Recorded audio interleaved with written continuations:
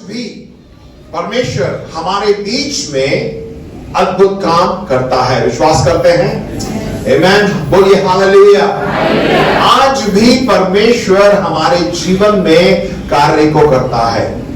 यदि हमारे पास एक छोटी सी आशीष भी हो, छोटी सी चीज हो, तो परमेश्वर उसको बड़ा और महान बनाने के योग्य है। बोलिए हालेलुया। विश्वास करते हैं ना? जब आप विश्वास करते हैं तो परमेश्वर ऐसा करता है। आइए हम अपनी बाइबल को खोलेंगे लूका उसके 4 अध्याय के 26वें वचन में। वहां पर इस प्रकार लिखा हुआ है, पर एलिया उनमें से किसी के पास नहीं भेजा गया, केवल सैदा के सारफत में एक विधवा के पास। यदि आप प्रभु यीशु मसीह के वचनों को पढ़ेंगे लूका 4 अध्याय में, प्रभु यीशु मसीह खुद बता रहे हैं इन बातों को। और इसमें एक वचन है कि पर एलिया उनमें से किसी के पास नहीं भेजा गया, यानी परमेश्वर ने एलिया को जो है एक जगह भेजा, केवल सैदा के सारफत में एक विधवा के पास। यदि आप बाइबल पढ़ेंगे पहला राजा उसके 17वें अध्याय में जो है इसका जिक्र किया गया है। मैं आपको थोड़ा शुरुआत में बता दूं कि क्या हो रहा है यहां पे। एलिया के द्वारा, एलिया को परमेश्वर बहुतायत से इस्तेमाल करता है और परमेश्वर एलिया से बोलता है कि इस देश में जो है लोग इतने उन्होंने पाप कर दिए हैं, इसलिए जो है यहां पे अकाल पड़ने वाला है। जब तक मैं ना कहूं तब तक ना ही वर्षा होगी और ना ही वहां पे उपज होगी, और वहां पे पूरी तरह जो है अकाल पड़ जाएगा। और ऐसा एलिया के द्वारा परमेश्वर बातें करता है और ये होता है। और वहां पर जब इस तरह के अकाल पड़ जाता है, उस वक्त परमेश्वर जो है एलिया को कहता है कि तू इस जगह पर तू जा और तेरे लिए जो है कौवा क्या लेके आएगा, हर एक दिन जो है तुम्हारे लिए खाना लेके आएगा और तुम्हें देगा। और वहां पर वो रहा और जैसा परमेश्वर ने कहा वैसा ही उसने किया। कुछ दिनों बाद जिस नाली के पास वो बैठा हुआ था, वो नाली भी जो है सूख जाती है। और उसके बाद परमेश्वर कहता है कि तू आप उठ और इस जगह सैदा के सारफत जगह में तू जा, और वहां पे जो है तुम्हें एक विधवा मिलेगी और तू उसके पास जाना। और वो ऐसा करके वहां पर जाता है।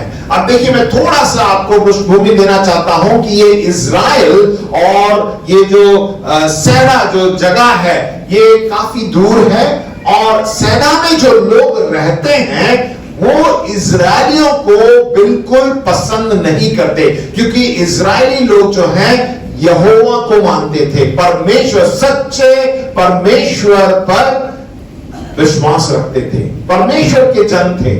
और उनको बिल्कुल ऐसी, जो आप ये कह सकते हैं कि जो इज़राइली थे वो विश्वासी थे और जो सैदा के लोग थे वो अविश्वासी थे। उनको बिल्कुल पसंद नहीं था कि परमेश्वर, सच्चे परमेश्वर की आराधना करने वालों के साथ उनका कोई मेल जोल नहीं था। और आज के दिन में हम सब कौन है? एक इज़राइली है, आत्मिक इज़राइली है। बोलिए हम कौन है?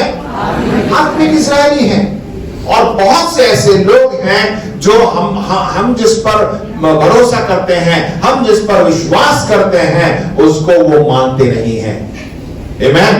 तो आज हम देखेंगे कि एलिया जो है वहां पर उस औरत के पास, उस विधवा के पास गया, और इस घटना से जो है हम बहुत कुछ सीखेंगे।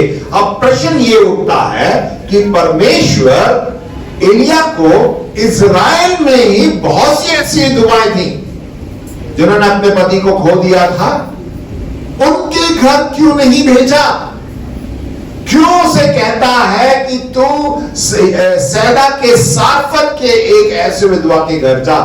परमेश्वर, जब विश्वासी लोग यहां पे हैं, उसको मानने वाले जो लोग हैं, उनके पास एलिया नबी, एलिया जो है परमेश्वर का जन था, परमेश्वर का सेवक था, उसके पास उसको जो है क्यों कहता है कि तू बाहर किसी और जो लोग यहोवा को पसंद नहीं करता है, लोगों को पसंद नहीं करता है, उनके पास क्यों भेजा गया? ऐसी क्या बात थी?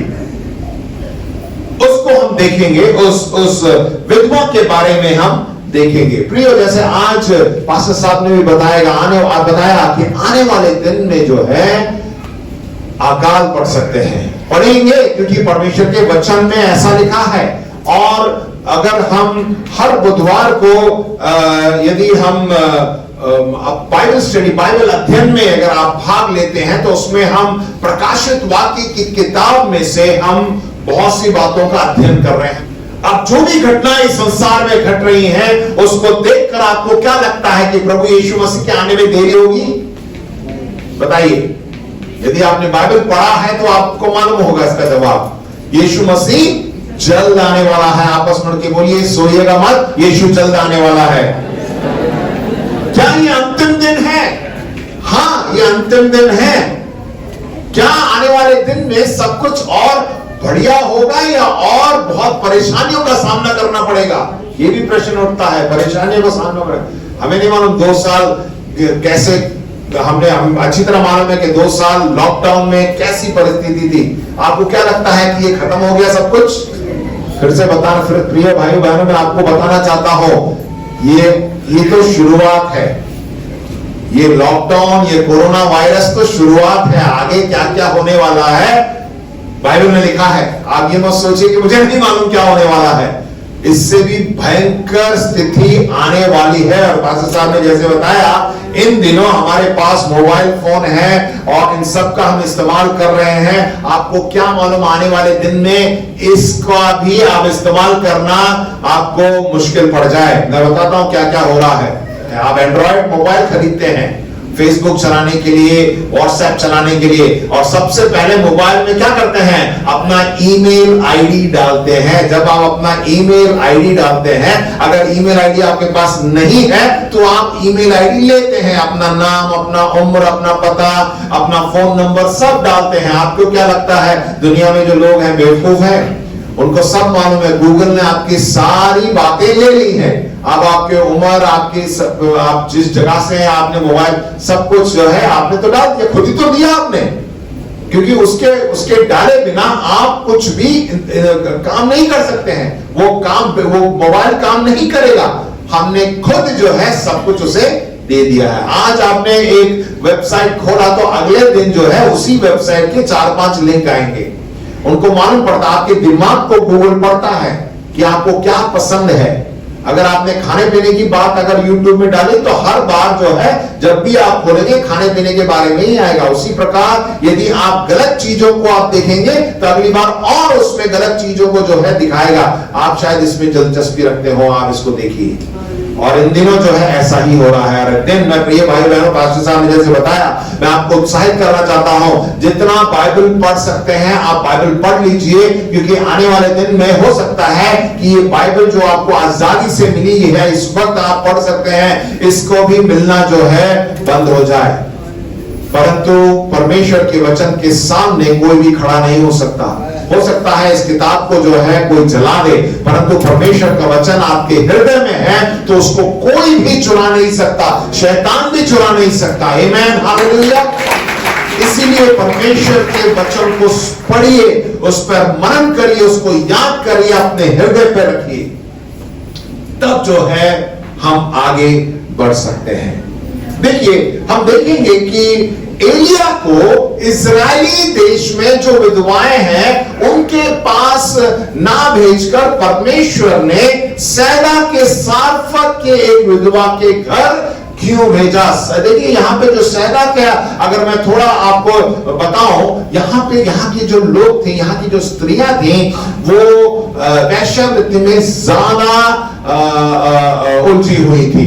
वो पवित्र स्त्री नहीं थी।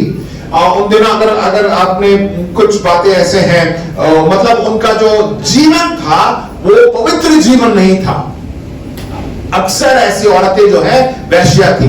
उस जगह पर एलिया को परमेश्वर ने क्यों भेजा? परमेश्वर के सिद्धांत हमारे जीवन में कार्य करेंगे जब हम उसके सिद्धांतों का आदर देंगे।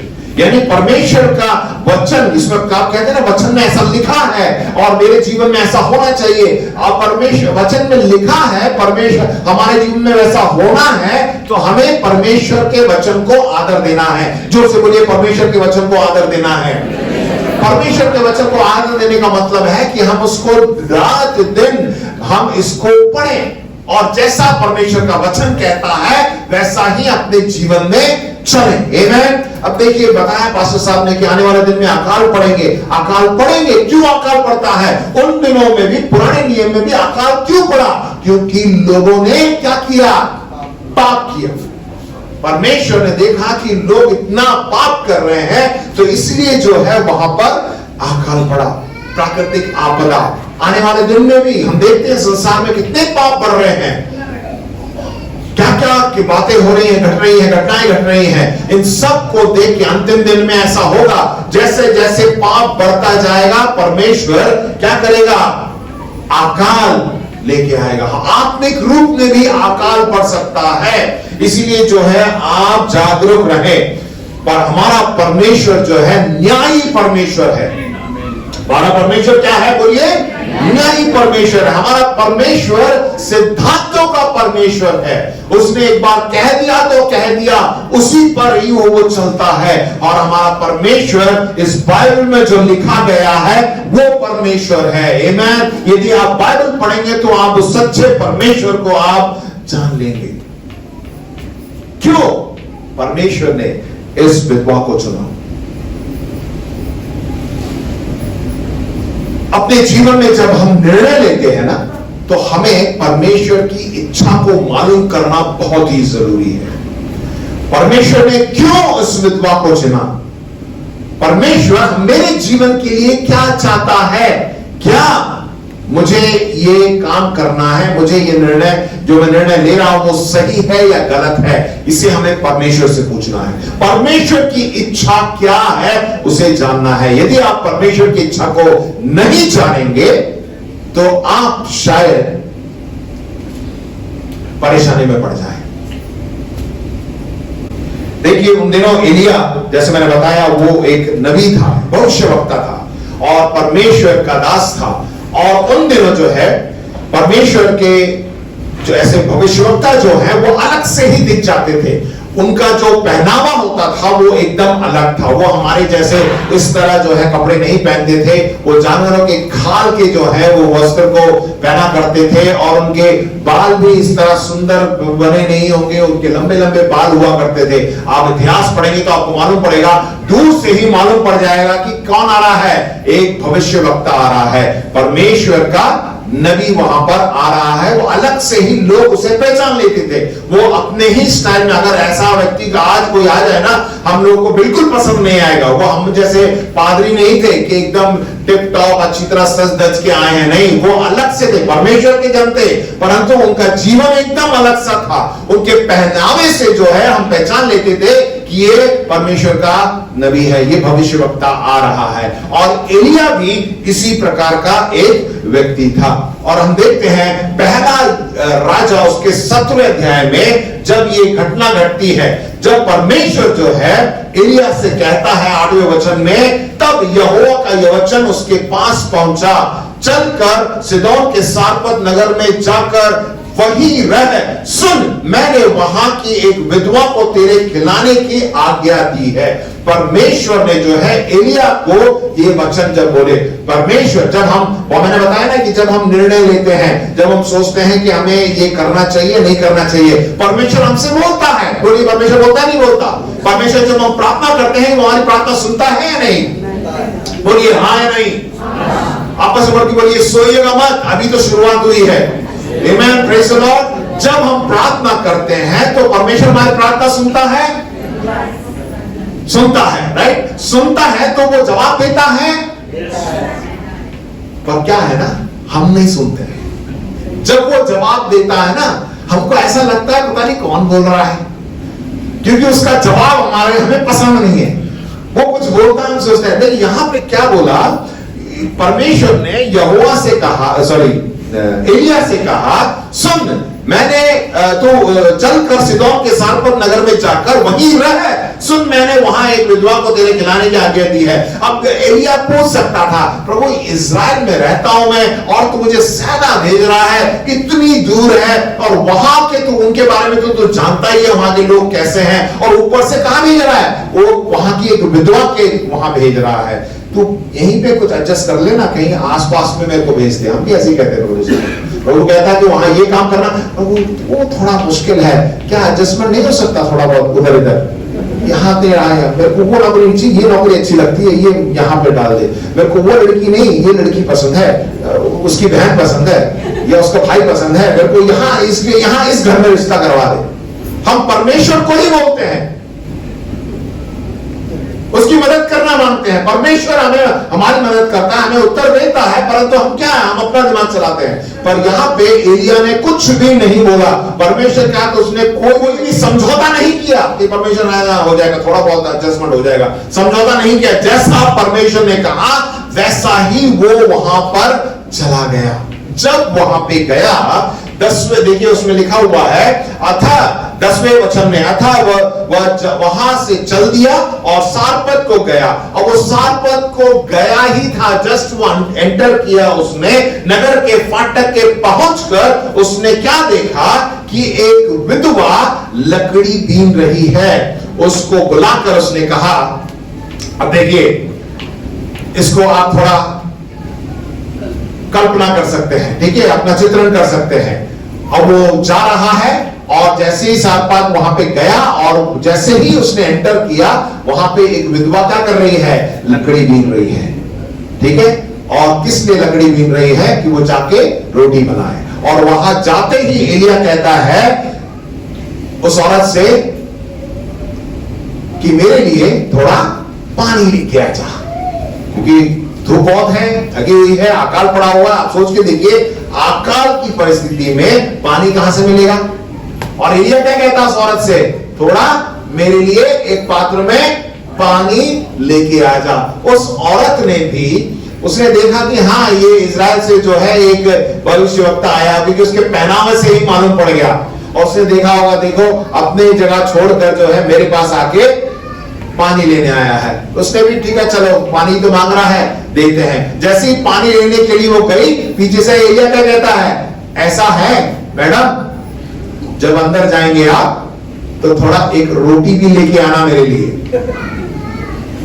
पहले तो पानी बोला, वो भी अकाल की परिस्थिति में, और जब वो अंदर जा ही रही थी तो बोले क्या क्या बोला वो, आते वक्त एक रोटी भी लेके आ जाना। वचन में ऐसे लिखा हुआ है, जब वो लेने जा रही थी तो उसने उससे पुकार कर कहा, अपने हाथ में एक टुकड़ा रोटी भी मेरे पास ले दिया। और उस औरत का क्या जवाब था, उसने बोला, उसने कहा तेरे परमेश्वर यहोवा के जीवन की शपथ, उसने बोला तेरे यहोवा, वो अभी भी जो है परमेश्वर पर उसका इतना भरोसा नहीं था। उसने कहा तेरे परमेश्वर यहोवा के जीवन की शपथ, मेरे पास एक भी रोटी नहीं, केवल घड़े में मुट्ठी भर मैदा और कुप्पी में थोड़ा सा तेल है, और मैं दो एक लकड़ी बीन कर लिए जाती हूं कि अपने और अपने बेटे के लिए उसे पकाओ और हम उसे खाएं फिर मर जाएं। बस इतना ही काफी है, इसको खाएंगे, जितने दिन 4-5 दिन जितने दिन हम जिएंगे, उसके बाद मर जाएंगे। तो आप सोच के देखिए, औरत और उसका बेटा कैसे सूख गए होंगे, मतलब उनको एकदम खाना भी नहीं मिला, बस एक मुट्ठी भर आटा था और थोड़ा सा कुप्पी में तेल था, उसे बनाकर उसे खा के जाना था। वहां पर उस औरत ने ऐसी परिस्थिति में भी एलिया की बात को स्वीकारा, और एलिया जैसे उसने स्वीकारा और वो गई अंदर जा रही थी, तो एलिया ने क्या बोला, देखिए 13 वचन में लिखा है, मत डर, क्योंकि उस औरत ने जो है उसको स्वीकारा, वो जान गई कि ये व्यक्ति कौन है, इसको किसने भेजा है। और उसने कहा, वो चली गई अंदर, और जैसे ही जा रही थी तो एलिया ने बोला 13 वचन में, मत डर, जाकर अपनी बात के अनुसार कर, परंतु पहले मेरे लिए एक छोटी सी रोटी बनाकर मेरे पास ले आ, फिर इसके बाद अपने और अपने बेटे के लिए बनाना, क्योंकि इज़राइल का परमेश्वर यूं कहता है, बोलिए हालेलुया, कि जब तक यहोवा भूमि पर मेघ ना बरसाए तब तक ना तो उस घड़े का मैदा समाप्त होगा और ना उस कुप्पी का तेल घटेगा। आमीन, हालेलुया। परमेश्वर की जोर से ताली बजाइए। जब आप परमेश्वर के वचन को ग्रहण कर लेते हैं तो वहां पर छोटी सी चीज भी क्या हो जाती है, बढ़ जाती है। आगे क्या लिखा, तब वो चली गई और एलिया के वचन के अनुसार किया। तब से वह और स्त्री और उसका घराना बहुत दिन तक खाते रहे, यहोवा के उस वचन के अनुसार जो उसने एलिया के द्वारा कहा था। ना तो उस घड़े का मैदा समाप्त हुआ और ना उस कुप्पी का तेल घटा। आमीन, हालेलुया।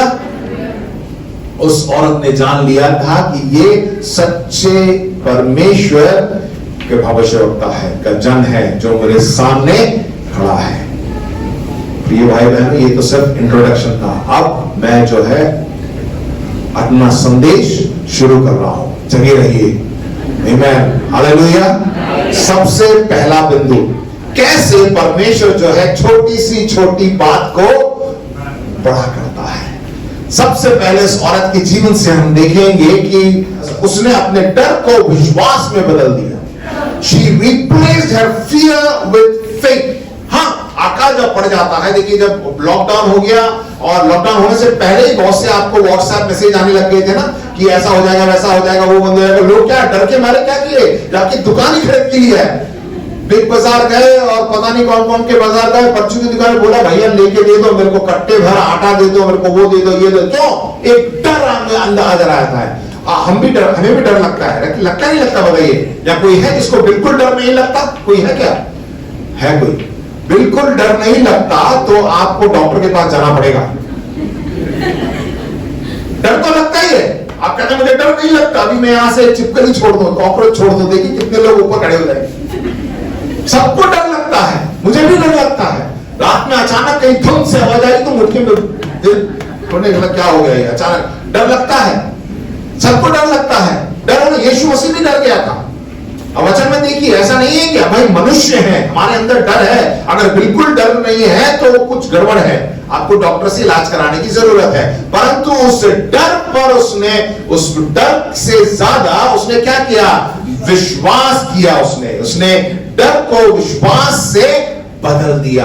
उसके अंदर तो डर था, उसने सही बात को चुना। मुझे डरना चाहिए या मुझे विश्वास करना चाहिए? ये परमेश्वर का जन मेरे सामने खड़ा है, तो उसने जो है विश्वास किया। किस पर? यहोवा पर विश्वास किया। उसने कभी यहोवा को, क्योंकि मैं बताया ना कि वो गैर मसीह थी, वो विश्वासी नहीं थी, ठीक है, वो बाहर किसी और देश की थी, और उसने जो है परमेश्वर के वचन पर उसने विश्वास किया। और वो अब विश्वास करने के बाद वो लकड़ी जब बीन रही थी, पहले तो वो किस लिए बीन रही थी, पर इसको बीन के ले जाएगी और इसको खाएगी और वो मर जाएगी।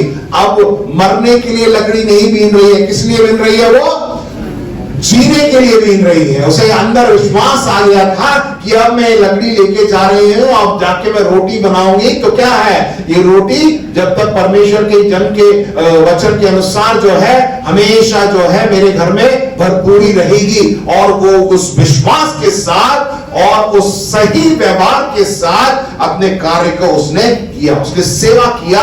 परंतु जब सेवा करते वक्त उसके अंदर एक अच्छा और सही व्यवहार था। उसके अंदर ये नहीं आया कि अरे यार एक तो इतना सा ही आटा और कुप्पी में है और ऊपर से ये व्यक्ति भी आ गया है। नहीं, उसने कहा चलो उसको भी हम देते हैं, जैसा वो कहता है वह मैं करता हूं। परमेश्वर जो है, जब हमें पहचानना है कि क्या ये परमेश्वर की ओर से है या नहीं, और जो परमेश्वर जब बोलता है तो हमें सुनना चाहिए। परमेश्वर हमेशा वचन में जैसा लिखा हुआ है कि परमेश्वर the Lord loves cheerful giver, उदारता से देने वाले से परमेश्वर प्रेम करता है, वो प्रसन्न रहता है जब हम उदारता से देते हैं। तो उस औरत के अंदर इस तरह का हृदय था।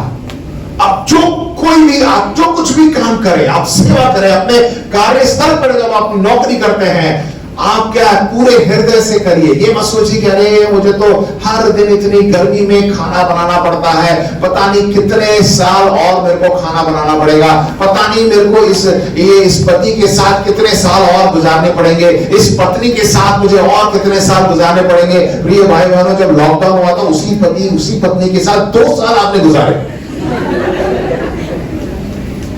और अब सब सही हो गया ना। बहुत से लोग ये सोचते हैं पता नहीं क्या कितना दिन ऐसा होगा यार, कितने दिन में साइकिल पे गजर गजर गजर करता रहूंगा। पूरे हृदय से जब आप करेंगे, हाँ ये खाना बनाया है, खाना बना रहे हैं, आप खुशी से खाना बनाएंगे तो आप भी संतुष्ट रहेंगे और आपको खिलाने वाला खाने वाला भी जो है संतुष्ट रहेगा, है कि नहीं? बताइए, होता नहीं होता? भाई करना तो है, पूरे हृदय से करिए ना। साइकिल चलाना है, चलाइए पूरे हृदय से और मग्न होकर आप चलाइए, परमेश्वर आपको आशीष देगा। परमेश्वर जानता है क्या करना है, कैसे करना है, और परमेश्वर सही निर्णय को लेता है, क्योंकि परमेश्वर की नजर उन्हीं लोगों पर है जो परमेश्वर को अपने हृदय से, क्या लिखा हुआ 2 इतिहास 6:19 में, देख यहोवा की दृष्टि सारी पृथ्वी पर इसलिए फिरती रहती है कि जिनका हृदय, हिंदी में लिखा है मन, अंग्रेजी में लिखा है हार्ट, हृदय उसकी ओर निष्कपट रहता है और उनकी सहायता वह अपनी सामर्थ्य दिखाए। जब हम हृदय से सेवा करते हैं तो परमेश्वर की आशीष, उसकी सुरक्षा हम पर बनी रहती है। आमेन, हालेलुया। उसने डर को विश्वास से बदल दिया। डर, उसने सही बात को चुना, डर को नहीं चुना परंतु विश्वास को चुना। ये मेरा पहला बिंदु था। दूसरा, वह समझदार थी, मूर्ख नहीं। क्या थी? वो समझदार थी। आपस में बोलिए, वो समझदार थी, मूर्ख नहीं। और समझदारी से जो है उसने निर्णय लिया। हो सकता ना, देखिए अगर जब उसने, एलिया ने जब बोला ना कि तू जा रोटी ले, मेरे लिए एक टुकड़ा रोटी ले गया, तो बोल सकती थी भविष्यवक्ता तू अपने देश को छोड़कर, अपने लोगों को छोड़कर, वहां पे भी तो अकाल पड़ा, तुम्हें मालूम है कि यहां पे भी अकाल पड़ा है, मेरा ही घर मिला था क्या?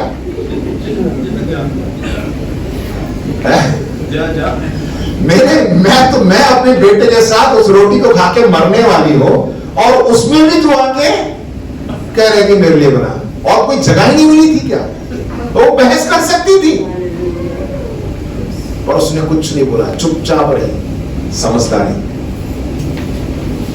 और आपको मालूम है, मैंने बताया ना कि वो उस देश के लोग जो हैं, वहां की जो महिलाएं हैं, वैश्या का काम करती थी।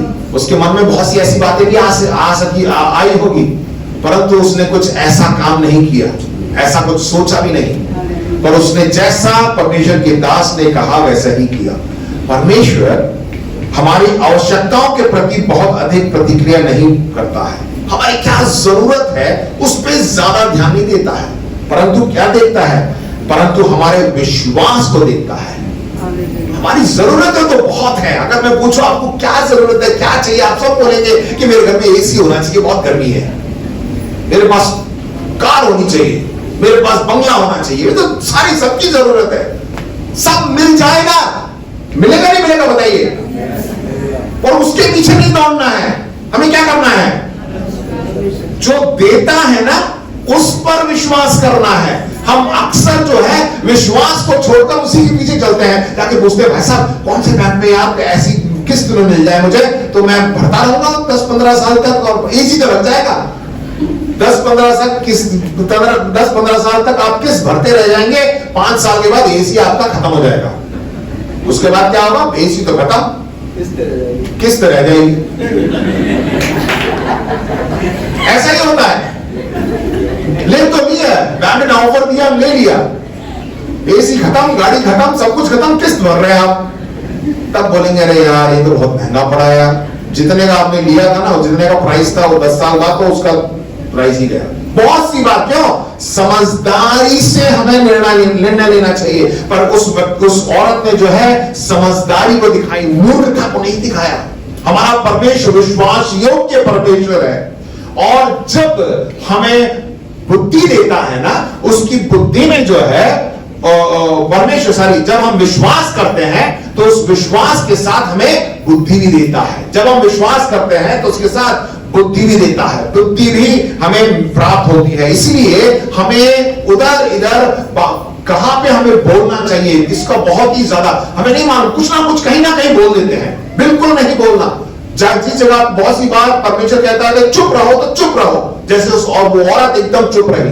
बहुत सी बातें चबर चबर चबर चबर करने में ही जो है हमारा जो आश्चर्य कर्म है, हम अपने आप अपने आश्चर्य कर्म को खो बैठते हैं। क्यों? क्योंकि बहुत ज्यादा बोलते हैं। और वो औरत एकदम चुप रही। उसने जाके कहीं किसी से नहीं बोला, जाके अगल बगल औरतों को नहीं बोला कि मेरे घर में एक नबी आया है और उसने कहा कि मेरे जो पूरे अकाल काल तक जो है मेरा आटा और मेरा जो कुप्पी का तेल है खत्म नहीं होगा। जाके सब जगह जाके नहीं बोल के आई हो, तो चुपचाप रही हो अपने ही घर पे। विश्वास किया उसने।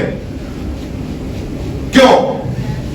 इब्रानी 1:9 में लिखा हुआ है, जो कि वचन संहिता 45:7 से लिया गया है, तूने धर्म से प्रेम और अधर्म से बैर रखा। हमें क्या करना है? धार्मिकता से प्रेम रखना है, परमेश्वर से प्रेम रखना है, परमेश्वर के वचन से प्रेम रखना है, और अधर्म से क्या करना है? बैर करना है। इस कारण परमेश्वर ने तेरे साथियों से बढ़कर हर्ष रूपी तेल से तेरा अभिषेक किया है। परमेश्वर के लिए जोर से ताली बजाइए। हो सकता है, देखिए आपने हम सब ने अनुभव किया है, 2 साल जब लॉकडाउन हुआ, किसी भी बात की कमी घटी हुई क्या? बताइए। परमेश्वर ने सारी जरूरतों को पूरा किया, परंतु बहुत से लोग थे जिनको बहुत परेशानी को झेलना पड़ा।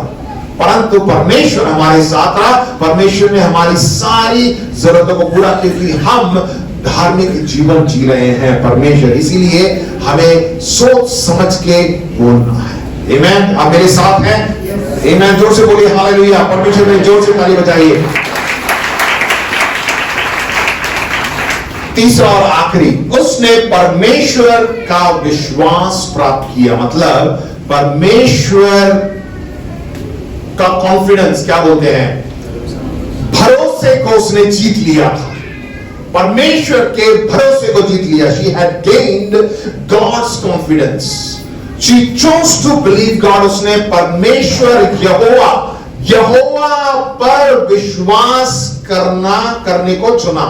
जो सच्चा परमेश्वर है उस पर उसने विश्वास किया। उसने उस पे विश्वास नहीं किया जो लोग कहते हैं। कि किसी ने कहा कि हाँ तुम यहाँ पे इस चर्च में चले जाओ, इस फलाने पादरी के पास चले जाओ, ये दुआ करेंगे, ये करेंगे, वो करेंगे तो तुम सही हो जाओगे, तुम्हारा ये सब कुछ सही हो जाएगा। नहीं, उन किसी की बातों पर उसने विश्वास नहीं किया, किसी मनुष्य पे विश्वास नहीं किया, परंतु उसने किस पे विश्वास किया? सच्चे परमेश्वर यहोवा पर उसने विश्वास किया। हमें भी प्रिय भाई बहनों, इस बाइबल का जो वचन है उस पर विश्वास करना है। परमेश्वर का वचन प्रभु यीशु मसीह है। हो सकता है आपके घर में बहुत सी किताबें हो प्रभु यीशु मसीह के बारे में, उन किताबों को पढ़कर आपको कुछ नहीं मिलने वाला, परंतु आप इस बाइबल के परमेश्वर पर विश्वास करिए। वो बाइबल जो परमेश्वर के प्रेरित जन ने जो है इसको लिखा है, उससे प्रेरित होकर इन वचनों को लिखा है। ये जीवित वचन है। मैंने बताया ना कि जब वचन का समय आता है तभी शैतान क्या करता है? उसको चुराता है, आपको नींद लेके आता है। जब भी आप बाइबल खोलेंगे तो 4-5 वचन पढ़ने के बाद आंखें ऐसे बंद होने लगती हैं, फिर ऐसे बहुत थकान सी लगती है, फिर आप जो है सो जाते हैं, क्योंकि शैतान जानता है। पर आपको पढ़ना जरूरी है। परमेश्वर, ये जो हमारा परमेश्वर जो इस बाइबल का परमेश्वर है, उस पर हमें विश्वास करना है। जब आप इसको पढ़ेंगे, वचन को पढ़ते रहेंगे, बार बार पढ़ेंगे, तो क्या आपके जीवन में उत्पन्न होगा? बताइए क्या होगा, क्या मिलेगा? विश्वास। बोलिए क्या?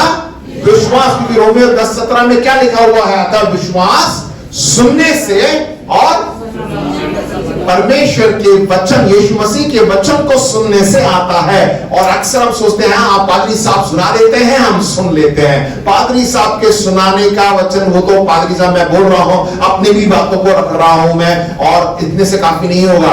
परमेश्वर के वचन को कैसे सुनना है?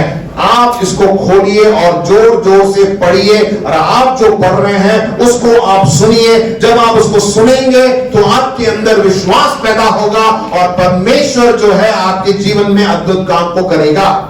आमीन, हालेलुया। परमेश्वर के वचन को हमें सुनना है, वचन को सुनने से विश्वास बढ़ता है। और उस औरत ने भी सही काम किया, इसलिए परमेश्वर का भरोसा उसने जीत लिया।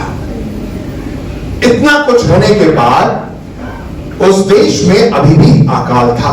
वो अकाल नहीं गया, अकाल तो पड़ा था, परंतु इसके घर में कभी आटा और कभी तेल बिल्कुल खत्म नहीं हुआ। वचन में इस प्रकार लिखा है कि एलिया भी उसी घर में, उनके साथ नहीं परंतु उस घर में, उस औरत ने बोला कि तुम यहीं रुक जाओ, और वो उसी घर में रुका रहा और वो भी खाता पीता रहा। आमीन, वो उसी घर में रखकर। आप पूछ सकते हैं कि क्यों एलिया उस घर में रहा, एलिया इजराइल में क्यों जाके नहीं रहा? क्योंकि इजरायली जो लोग थे ना, वो परंपरा में गिर गए थे। बहुत सी बार हम अपने जीवन में भी जो है परंपरा में गिर जाते हैं, परंपरा में पड़ जाते हैं। हम भी मसीह जीवन में उद्धार जब पाया तो हमारे अंदर जोश था प्रार्थना करने का, वचन पढ़ने का, संगति करने का, चर्च में आके काम करने का, लोगों के साथ या मिलना जुलना, उनसे जाके बातें करना, सब कुछ था। धीरे धीरे धीरे क्या हो गया? वो परंपरा में बदल गया।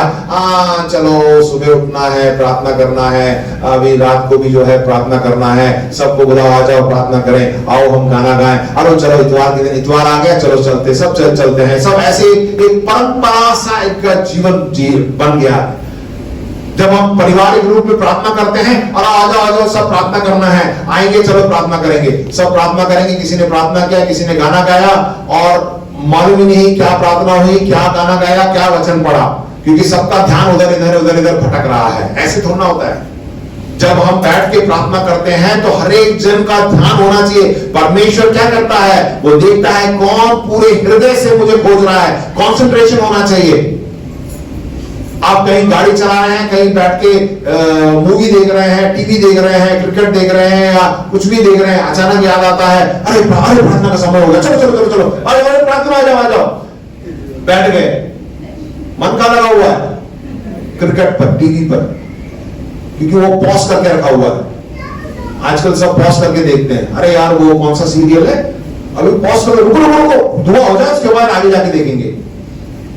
अगर आप ऐसा करते हैं तो आप पूरी तरह परमेश्वर को नहीं खोज रहे हैं। ये आप परंपरा बना दी है। हाँ, इस वक्त मुझे प्रार्थना करनी है, खाना खाने से पहले प्रार्थना करनी है, खाना खाने के बाद क्यों नहीं? मेरे पिताजी कहते थे, हमारे जो पिताजी की दादाजी यानी मेरे परदादा खाना खाने के बाद भी दुआ करते थे। क्यों? परंपरा कर दी है कि खाना है। अरे बर्थडे पार्टी हो रहा है, पादरी साहब को बुलाना है, पादरी साहब नहीं आएंगे तो आशीष नहीं होगा। क्यों? आप प्रार्थना कर नहीं सकते, परमेश्वर की आशीष क्या पादरी साहब के साथ चिपकी हुई है? तो आप पादरी साहब घर घर जाते रहेंगे आशीष देने के लिए। परमेश्वर की आशीष तो उन लोगों को, पूरे वचन पढ़ा ना हमने, जो उसको पूरे हृदय से खोजते हैं। उसकी आशीष हर जगह है, पादरी साहब के साथ नहीं चिपकी हुई है। तो पादरी साहब के साथ अगर आशीष चिपकी रही, पादरी साहब यहां नहीं रहेंगे, आसमान में उड़ते रहेंगे।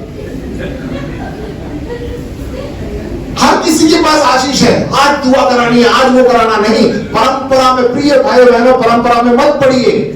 आप जो है ये मत सोचिए कि मसीह जीवन में ये करना है, वो करना है, ऐसा करना है, ऐसा नहीं करना है, वो नहीं, ऐसा नहीं है। परमेश्वर के वचन को पढ़िए, परमेश्वर जो कहता है उसको आप करिए। हो सकता है आपके पास बहुत सी बाइबल है, अलग अलग बाइबल रखी हुई है आपने अलमारी में, आपके मोबाइल में जो है अलग अलग, मैंने जैसे बताया, अलग अलग वर्षन, अलग अलग भाषाएं की बाइबल रखी हुई है। उन सबके रखने से जो है हम आत्मिक नहीं हो जाते हैं। क्या हम परमेश्वर के वचन को पढ़ रहे हैं? परंपरा आपको नहीं बचाएगी, लेकिन परमेश्वर के साथ संबंध आपको बचाएगा। परमेश्वर के साथ, परमेश्वर के वचन के साथ हमारा क्या संबंध है, वो आपके जीवन को बदलेगा। दुनिया में कोई परिवर्तन नहीं होगा, वो आकार नहीं रहेगा, परंतु हम जो है क्या है, फलवंत रहेंगे। जब आप परमेश्वर की इच्छा पर चलते हैं तो आपका थोड़ा या छोटा बहुत हो जाएगा। जब आप विश्वास में चलते हैं तो आपके पास जो थोड़ा सा है वो क्या हो जाएगा, अधिक बढ़ जाएगा। आमीन। विश्वास करके बोलिए हालेलुया। इस कहानी में अंत में हम देखते हैं कि उस औरत का जो बेटा था अचानक क्या हो जाता है, मर जाता है। इस वचन में लिखा हुआ है 17वें वचन में, इन बातों के बाद उस स्त्री का बेटा जो घर में स्वामिनी थी रोगी हुआ और उसका रोग यहां तक बढ़ा कि उसका सांस लेना बंद हो गया। कोरोना में यही हुआ था, ऑक्सीजन की कमी हुई थी, सांस लेना में बहुत दिक्कत हो रही थी। क्या हुआ, सांस लेना बंद तो आदमी खत्म। यहां पे भी ऐसा ही हुआ। इतना कुछ करने के बाद उस बेटे के साथ, उस औरत के साथ ऐसा क्यों? सोचते हैं ना, औरत ने क्या किया मालूम है? वचन उसको पढ़ के देखिए। अक्सर अगर कोई मर जाता है तो हम क्या करते हैं, बताइए ना, मसीह रीति रिवाज के अनुसार क्या करते हैं? कोई मर जाता है तो उसको जाके दफनाते हैं। उस औरत ने दफनाया नहीं, उस बेटे को लेकर एलिया के पास चली गई। किस लिए मालूम है? कि परमेश्वर की इच्छा को पता करने के लिए, कि क्या परमेश्वर की इच्छा है। उसने सबको बताया भी नहीं, कुछ भी नहीं। एलिया के पास गई, उसने कहा कि देख मेरा बेटा मर गया है। तो एलिया भी देखा नहीं कि इस समय तो इस बेटे को नहीं मरना चाहिए। उसने कहा चल मेरे को मेरे कमरे में, जो तूने मुझे कमरा दिया उस कमरे में लिटा दे। और कमरे में गया और एलिया ने प्रार्थना की और वो लड़का जिंदा हो गया। यही परमेश्वर की इच्छा थी। हो सकता था कि वो अपने मन में, अरे अब तो लड़का मर गया, चलो इसको दफना देते तो कहानी खत्म। परंतु उसने ऐसा नहीं किया। परमेश्वर से पूछा कि परमेश्वर तू क्या चाहता है, कि अब मैं क्या, बेटा मर गया है, इसे दफनाओ या मैं इस तेरे दास के पास ले जाऊं। और वो एलिया के पास लेके गई। वचन में लिखा हुआ है कि वो फिर से जिंदा हुआ। आमीन। परमेश्वर ऐसे लोगों को ढूंढ रहा है। परमेश्वर के वचन दानियल उसके 11:32 के आखिरी भाग में ऐसा लिखा हुआ है, परंतु जो लोग अपने परमेश्वर का ज्ञान रखेंगे। पिछले हफ्ते भी बताया था, परमेश्वर को पहचानना, हमें प्रभु यीशु मसीह को पहचानना है। कैसे पहचानेंगे? परमेश्वर के वचन से। उसके साथ एक घनिष्ठ संबंध को हमें रखना है।